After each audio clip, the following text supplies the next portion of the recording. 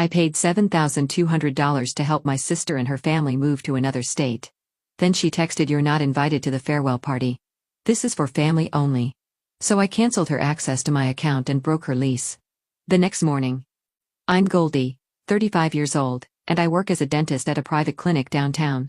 The pay is decent, more than decent, actually. I've worked hard to get where I am, spent years in school, and now I finally have the life I always wanted. I bought my own house 3 years ago, nothing fancy but it's mine. 2 bedrooms and what used to be an office that I turned into my personal library. Books everywhere, floor to ceiling. It's my sanctuary. My older sister Sarah is 38 and works part-time at a grocery store.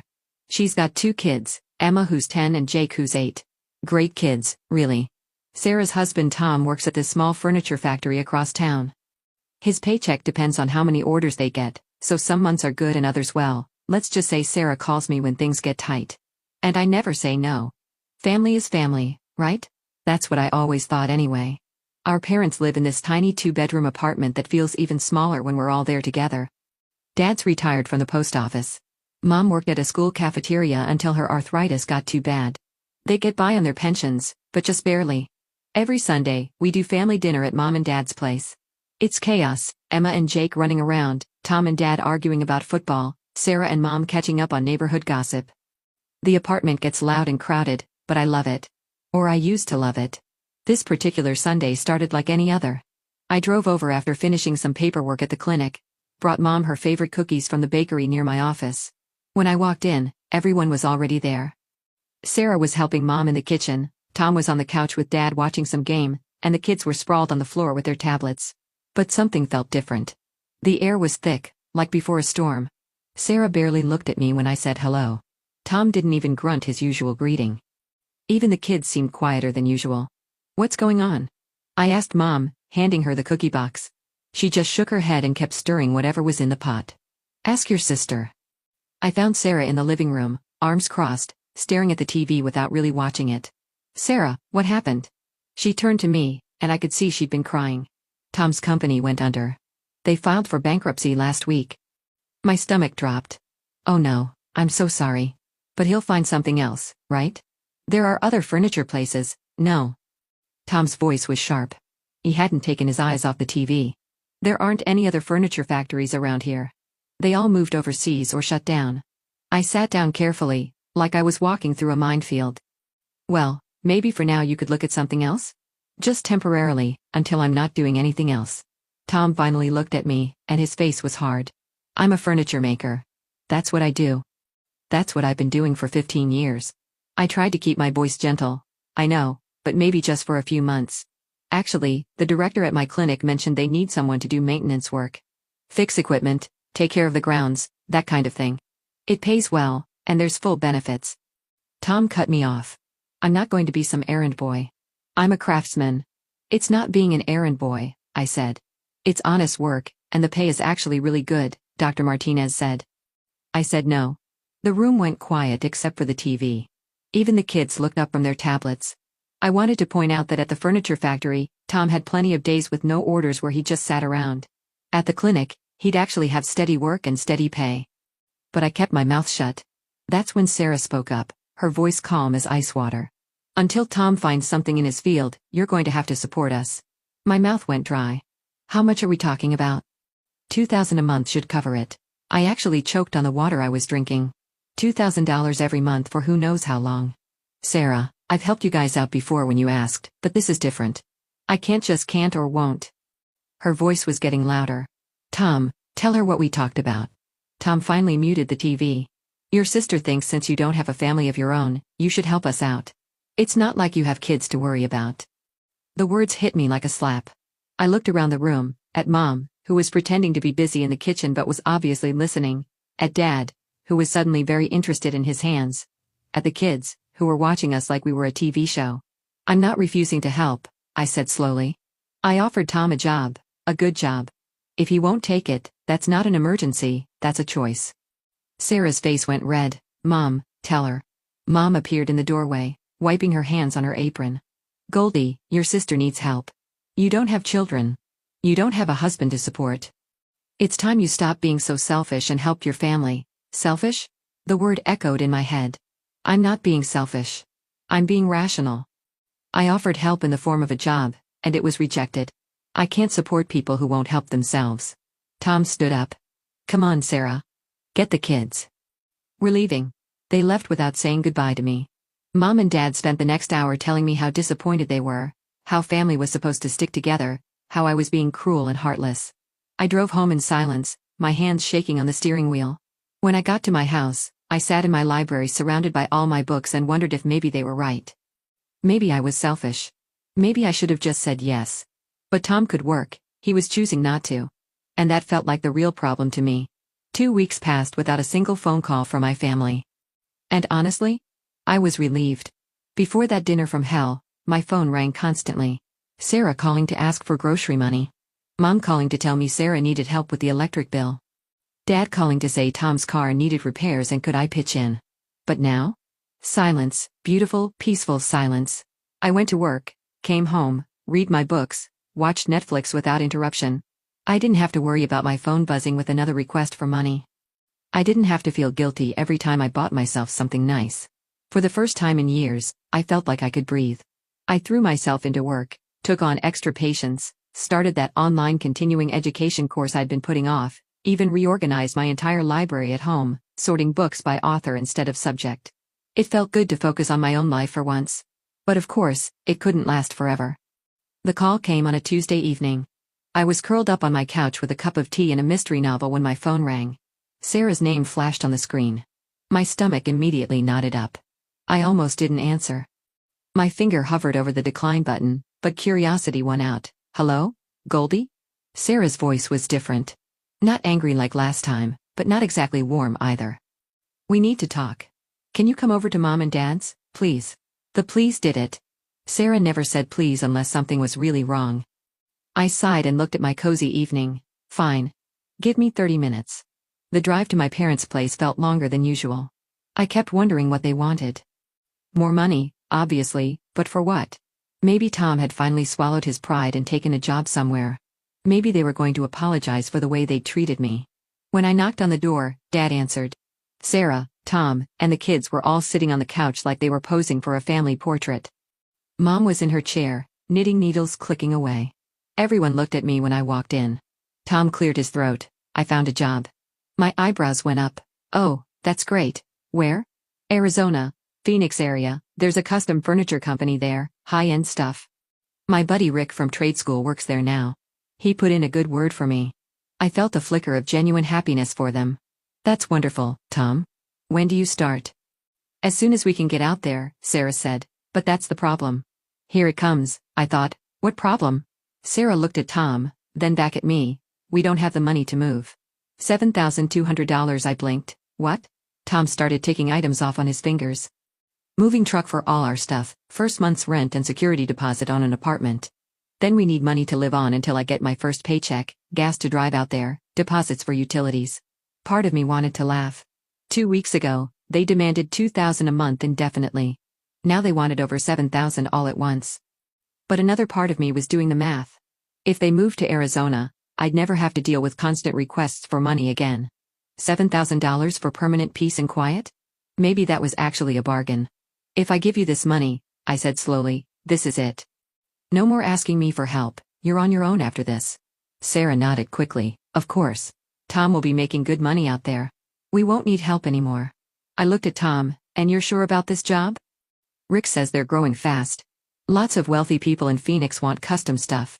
The pay is almost double what I was making here. Okay. The word came out before I could stop it. I'll set up a separate account and transfer the money there. You can access it for the move. Sarah jumped up and hugged me. Thank you, Goldie. Thank you so much. Mom was smiling for the first time in weeks. I knew you'd come through for your family. The rest of the evening actually went well. Sarah and Mom started planning a farewell party, talking about inviting all the aunts and uncles. The kids got excited about living somewhere warm where they could swim year-round. Tom seemed more relaxed than I'd seen him in months. We should have the party this weekend, Mom said. Give everyone time to come say goodbye. That sounds perfect, Sarah said. Goldie, you'll help with the preparations, right? Sure, I said, already thinking about how to arrange the bank transfer, whatever you need. I left that night feeling cautiously optimistic. Maybe this was how it was supposed to work out. Maybe Tom would thrive in Arizona, and Sarah would be happy, and I could have my life back without feeling guilty about it. The next day, I called my bank and set up the additional account like I promised. I transferred the $7,200 and gave Sarah the login information. She called me immediately to thank me again. "I can't believe this is really happening," she said. "Oh, and Goldie? I need to ask you one more favor." My heart sank a little. "What?" "The lease to be signed by someone with good credit. Tom's credit got messed up when the furniture company went under. Could you sign the lease?" "It's just a formality." I thought about it. I had good credit, and if Tom really was getting this job, they'd be able to pay the rent. "Okay, but just this once." "You're the best sister ever," Sarah said.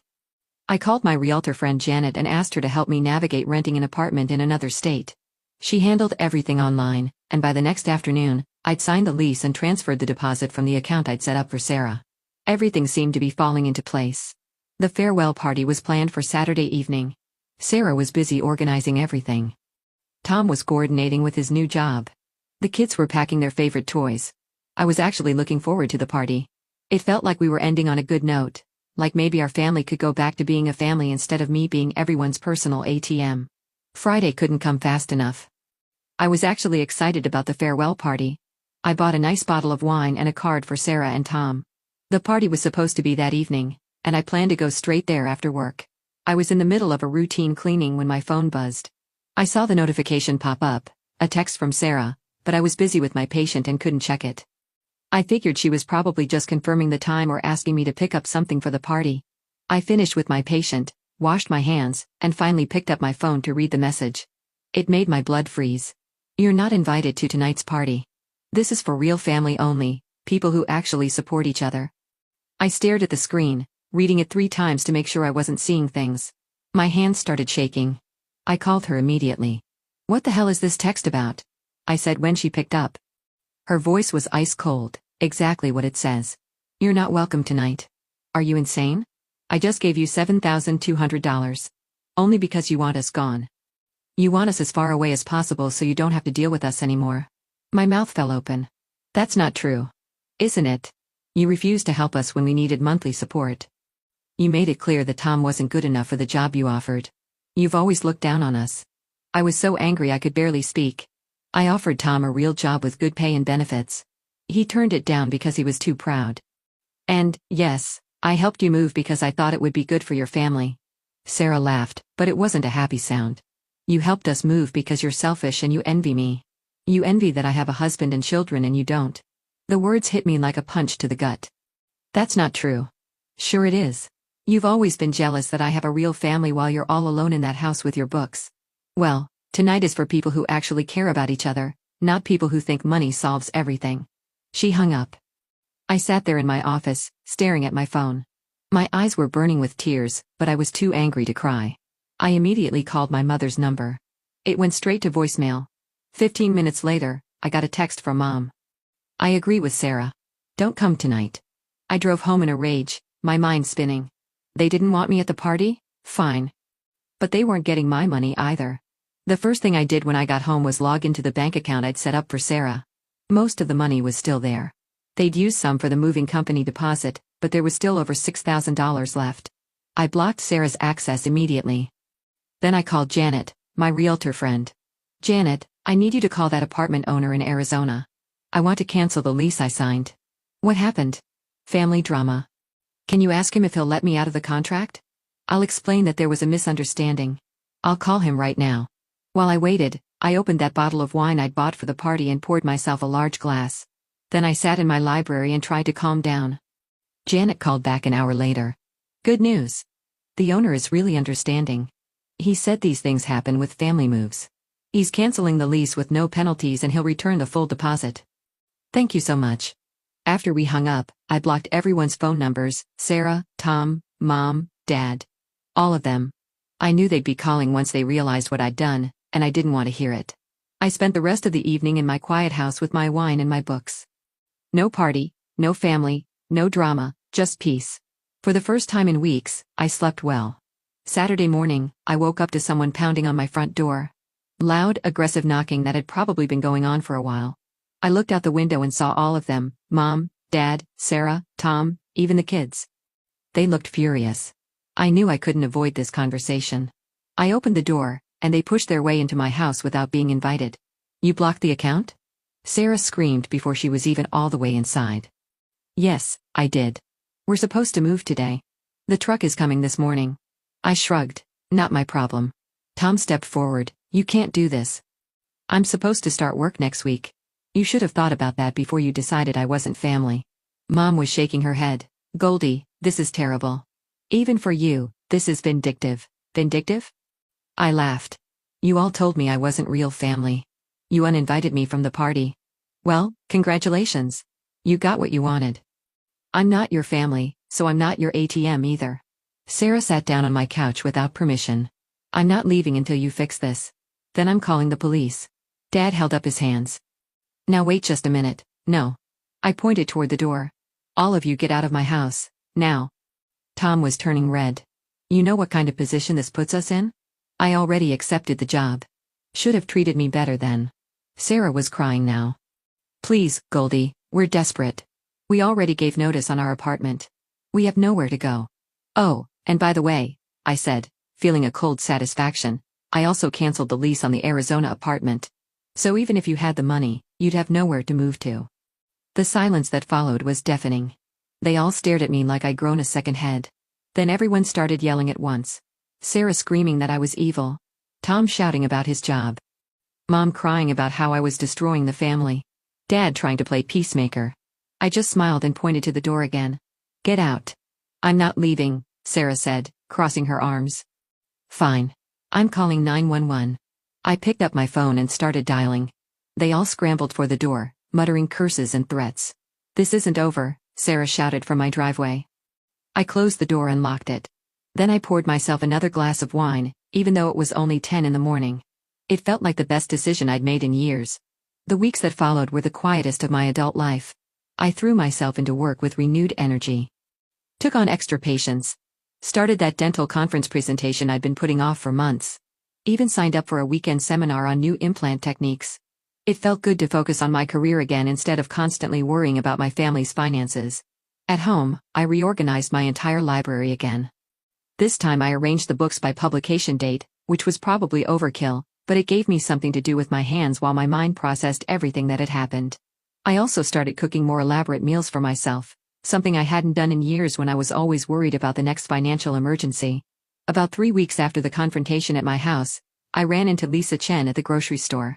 Lisa was Sarah's friend from high school, someone I'd known peripherally for years. She worked at the bank downtown and always seemed to know everyone's business. Oh, Goldie, she said when she saw me in the produce section. I heard about what happened with Sarah and Tom. I tensed up, waiting for the lecture about family loyalty or how I should have been more understanding. Instead, Lisa lowered her voice and moved closer. I heard they had to move in with your parents. All 6 of them in that tiny apartment. I picked up a bag of apples, trying to keep my expression neutral. Really? Yeah.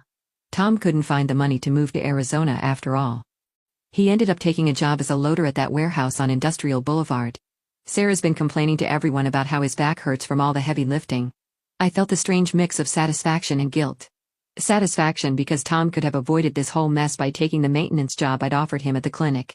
Guilt because I knew how much he'd been looking forward to that furniture job in Arizona. And Sarah? I asked despite myself. Lisa made a face. She's been telling everyone who'll listen about how you sabotaged their move out of spite. Says you're jealous of her family and wanted to keep them trapped here. The guilt evaporated instantly. Is that so? Most people aren't buying it though. I mean, everyone knows you've been helping them financially for years. And when she tells the story, she always leaves out the part about uninviting you from the party. I nodded and started to move away, but Lisa touched my arm. For what it's worth, I think you did the right thing. Sarah's always expected everyone else to solve her problems. Maybe this will teach her some independence. I thanked Lisa and finished my shopping, but her words stuck with me.